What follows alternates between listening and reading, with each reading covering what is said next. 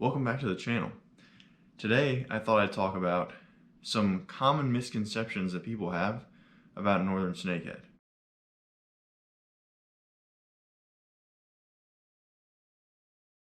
If you have lived in Maryland for any period of time and you're into fishing, then I'm sure you've heard about northern snakehead, and you've possibly heard some things that weren't true. So today I'm going to try and clear some of those up for you. The first thing that I want to start off by saying is that a lot of people are scared to fish for the snakehead because they think that they're going to get bitten by them. And this is just, for the most part, not true unless you're trying. But I don't blame them for thinking that it could. I mean, look at those teeth. Every single time that I have taken a picture of the inside of one of their mouths, you have to get pliers to open their mouth to take the picture because they don't want you to be able to reach in their mouth. They keep their mouth locked shut. And if that is a problem with you picking them up, usually what you'll do is you'll just slide your hand under their gill plate and you can just hold them like that. Just make sure to pinch hard because otherwise you're going to lose them because they're going to flop. You can also get some fish grippers if you can get their mouth open. You can clamp those on the mouth and then you can hold them. It is recommended that you put some kind of flotation device on the fish gripper if you're going to do that, if you're fishing from a kayak, because there's a good chance that that fish is going to flop and you're going to lose your fish grippers.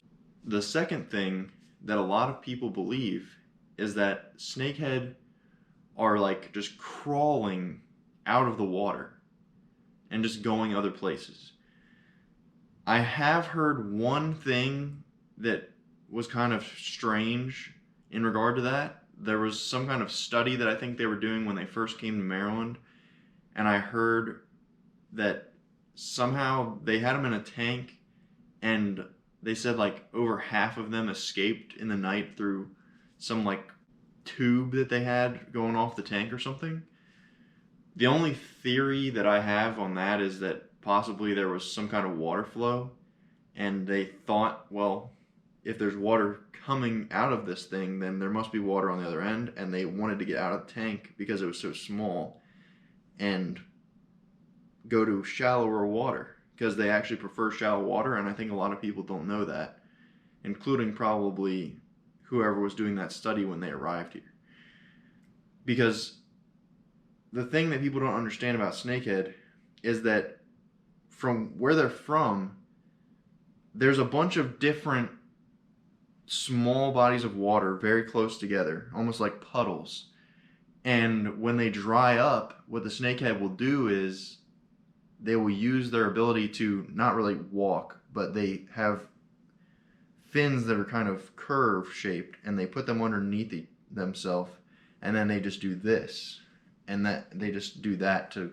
It's a controlled flop. It's not really a walk, and they'll do that until they find another puddle, and they can survive out of the water for several days.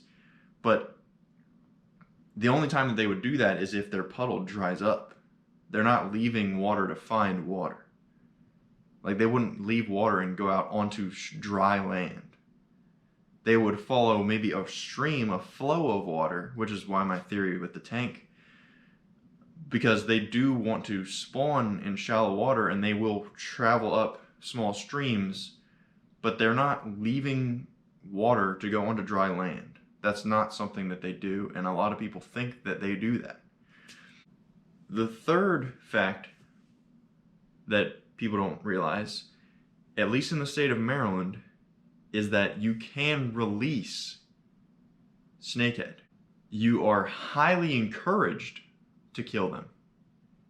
And I'm not saying whether or not I would do one way or the other. They taste very good, but a lot of people think I'll be speaking about them and you'll hear, oh, I hope you killed it. You better kill it. It's illegal to release them. But if you do a quick Google search, I'll put it on the screen.